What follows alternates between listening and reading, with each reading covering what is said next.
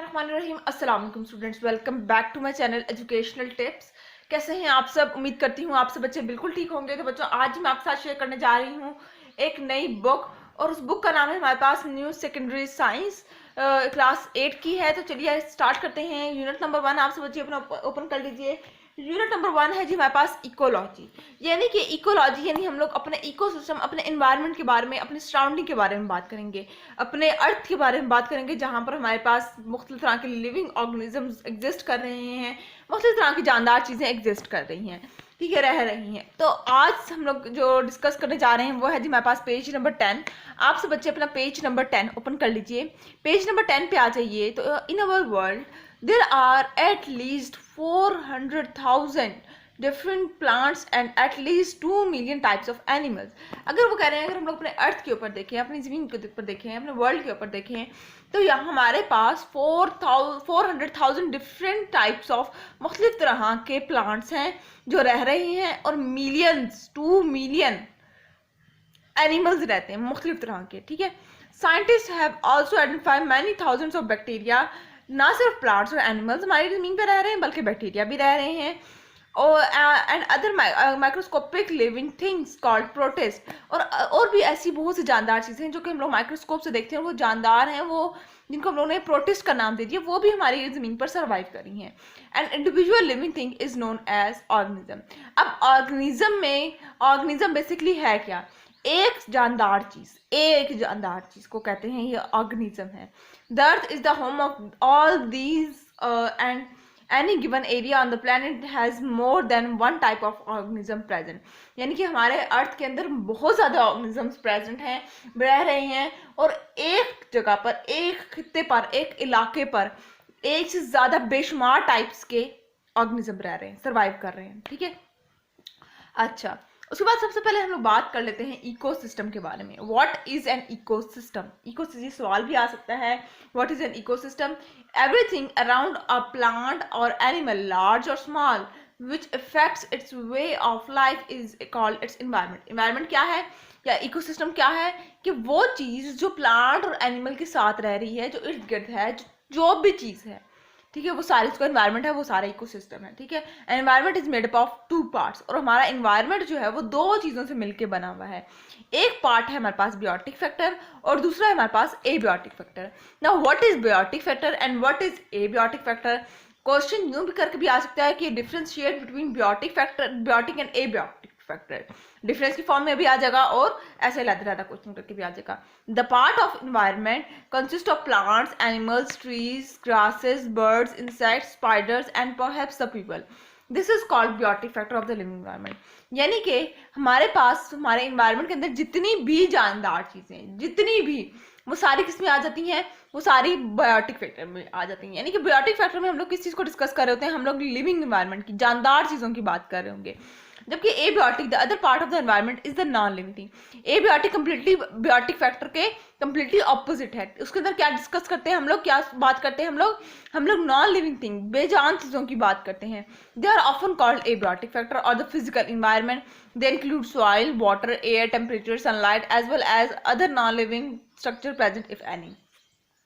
यानी कि हमारे पास फिर जितने भी कौन कौन से आ जाते हैं हमारे एनवायरनमेंट के अंदर, हमारे माहौल के अंदर, हमारे पास सॉइल आ जाती है, वाटर आ जाता है, एयर आ जाता है, टेम्परेचर आ जाता है, सनलाइट आ जाती है, ये सारी क्या है? हमारे पास एबियोटिक फैक्टर्स हैं, ठीक है। अब आ जाते हैं हम लोग discuss and answer. So far we have learn about environment. अब हम लोग एनवायरनमेंट के बारे में पढ़ लिया। What do you think about the environment of your school play ground?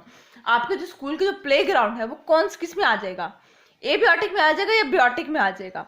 ठीक है, स्कूल के प्ले ग्राउंड के अंदर हमारे पास सॉइल होती है, ठीक है, प्लेग्राउंड की तो सॉइल होती है, तो वो एबियोटिक फैक्टर में आ जाता है। Can you list all the biotic and abiotic factors found in the playground? कौन कौन से प्लेग्राउंड के अंदर हमारे पास वो कौन कौन से फैक्टर्स हैं जो हमारे प्लेग्राउंड में होंगे? देखिए, हमारे प्लेग्राउंड में सॉइल होती है, वो एबियोटिक है। हमारे प्लेग्राउंड में ग्रास होती है, वो बियोटिक है। हमारे पास खेलने के लिए वो इंस्ट्रूमेंट्स होते हैं, वो हमारे पास एबियोटिक हैं, ठीक है। ये आप लोग अपने प्लेग्राउंड के लिहाज से आप लोग लिखते चले जाएंगे, ठीक है।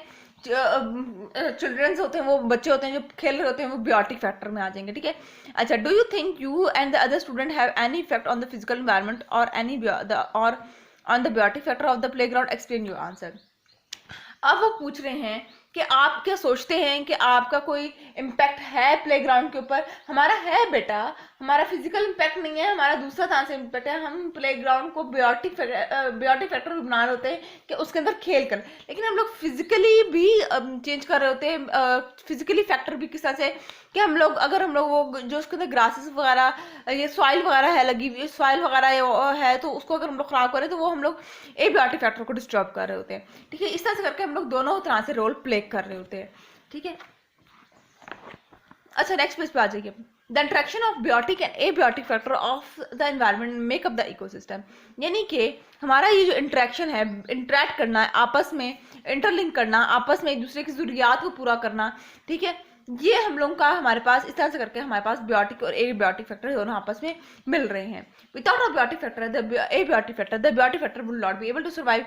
हम बियोटिक फैक्टर वाले एबियोटिक फैक्टर के बगैर नहीं रह सकते। हम लोग को सनलाइट भी चाहिए, हम लोग को वाटर भी चाहिए, हम लोग को विंड भी चाहिए, हम लोग को सॉइल भी चाहिए, हम लोग को क्लाइमेट भी चाहिए। हम इन चीज़ों पर डिपेंड कर रहे हैं completely. All the plants and animals live in one place, such as park, together with their physical and or non-living environment make up an ecosystem. इंसान जो है वो अगर पार्क में भी जा रहा है तो वो बेशक एबियोटिक फैक्टर से लिंक हो रहा है, लेकिन वो एक इकोसिस्टम फिर बनाता है। A park, an aquarium, a rotting log, और an orchard, a desert and a rainforest, ये सारी ये कह रहे हैं हमारे पास किसकी एग्जाम्पल है? एबियोटिक फैक्टर्स की एग्जाम्पल। हमारे पास एबियोटिक फैक्टर की एग्जाम्पल है, किस तरह से हम लोग उनके ऊपर डिपेंड कर रहे हैं। ठीक है, अच्छा उसके बाद हम लोग आ जाते हैं डू यू नो पर। Your skin is also an example of a natural ecosystem. आपकी स्किन भी एक इसकी एग्जाम्पल है नेचुरल इकोसिस्टम की। किस तरह से? Even when your skin is clean and healthy, it has billions of harmless bacteria and even microscopic mites. जब आप अपनी स्किन को साफ रखते हैं तो इसके ऊपर कोई जर्म्स वगैरह नहीं होती, कोई बैक्टीरिया वगैरह नहीं होता। ठीक है, तो ये हमारे पास क्या होगा? ये हमारे पास किस में आ जाएगा? ये हमारे इकोसिस्टम में आ रहा है। ठीक है, अब आ जाते हैं हम लोग बात करेंगे हम लोग ऑक्सीजन साइकिल के ऊपर कि what is an oxygen cycle. ये ऑक्सीजन साइकिल क्या है बेटा? साइकिल का वर्ड जब भी यूज होगा यानी कि वो चीज हमारे पास यूं सर्कल में घूम रही है हमारे एनवायरनमेंट के अंदर। Oxygen is required for respiration to almost all the living organism. यानी कि हमारे पास ऑक्सीजन जो है वो तकरीबन जो हमारे पास लिविंग ऑर्गेनिज्म है, जानदार चीजें हैं, उनको रिस्पायर करने के लिए, उनको सांस लेने के लिए ऑक्सीजन चाहिए होती है। If they are unable to respire they can't release energy from food. ठीक है, अगर हम लोग सांस ना लें, अगर हम लोगों को ऑक्सीजन ना मिले तो हम लोगों के पास एनर्जी ना बने। Air content 21% of carbon oxygen gas. हमारे पास जो हमारी जो एयर है, हमारी जो हवा है, उसके अंदर 21% क्या मौजूद है? ऑक्सीजन मौजूद है। Circulation of oxygen in the atmosphere is known as oxygen cycle. और ये कि वो पौधे से रिलीज होना, फिर हमारे एटमॉस्फेयर में जाना, फिर लिविंग ऑर्गेनिज्म में कंज्यूम होना, कार्बन डाइऑक्साइड रिलीज होना, कार्बन डाइऑक्साइड ने फिर दोबारा से कार्बन डाइऑक्साइड प्लांट अब्जॉर्ब कर लेगा, रिलीज कर देगा ऑक्सीजन। ये साइकिल रिपीट होता रहता है और इस साइकिल को कहते हैं हमारे पास oxygen cycle. In our environment oxygen is circulated in various forms such as a gas and also chemically combined as carbon dioxide.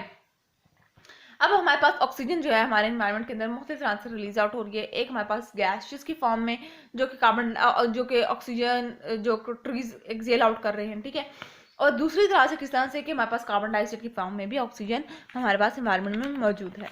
ठीक है, अभी पॉइंट्स देख लेते हैं। All organism respire and take in oxygen from the air. जितने भी organism हैं, जितने भी जानदार चीजें हैं, वो सारे ऑक्सीजन से एयर ले रहे हैं, एयर से ऑक्सीजन लेते हैं। Oxygen produce in the process of photosynthesis. Oxygen photosynthesis के प्रोसेस में भी प्रोड्यूस होता है। फोटोसिंथेसिस क्या प्रोसेस है? वो प्रोसेस जिसके अंदर प्लांट्स अपना फूड खुद बनाते हैं, और प्लांट्स क्या करते हैं? कार्बन डाइऑक्साइड को इनहेल करते हैं और ऑक्सीजन को एक्सेल आउट करते हैं। ठीक है, जैसे हम लोग ऑक्सीजन को इनहेल करते हैं और कार्बन डाइऑक्साइड को एक्सेल आउट करते हैं ना, इसी तरह से इसका कंप्लीटली ऑपोजिट प्लांट करते हैं। प्लांट कार्बन डाइऑक्साइड को इनहेल करते हैं और ऑक्सीजन को एक्सेल आउट करते हैं। Oxygen the main reactant in almost all the biochemical. जितने भी हमारे पास रिएक्शंस हो रहे हैं, ठीक है, जितने भी हमारे पास साइकिल चल रहे हैं, उन सब में ऑक्सीजन एक मेन रोल प्ले कर रहा है। ठीक हो गया जी, तो यहाँ तक समझ आ गया। होप सो आपको आज का लेक्चर समझ आ गया होगा। अगर आज का लेक्चर आप सबको समझ आ गया है तो मेरे चैनल को सब्सक्राइब कर दीजिएगा, वीडियोस को लाइक कर दीजिएगा और साथ साथ बेल आइकन को प्रेस करना मत भूलिएगा। इस में आने वाली हर लेटेस्ट अपडेट सबसे पहले आप तक पहुंचेगी। मिलती हूँ किसी और वीडियो में। दुआ में याद रखिएगा, अपना ख्याल रखिएगा। जाते जाते चैनल को मत सब्सक्राइब कर दीजिएगा और कमेंट बॉक्स में जरूर बताना मत भूलिएगा कि मेरी आज की वीडियो आप लोगों को कैसी लगी। अल्लाह हाफिज।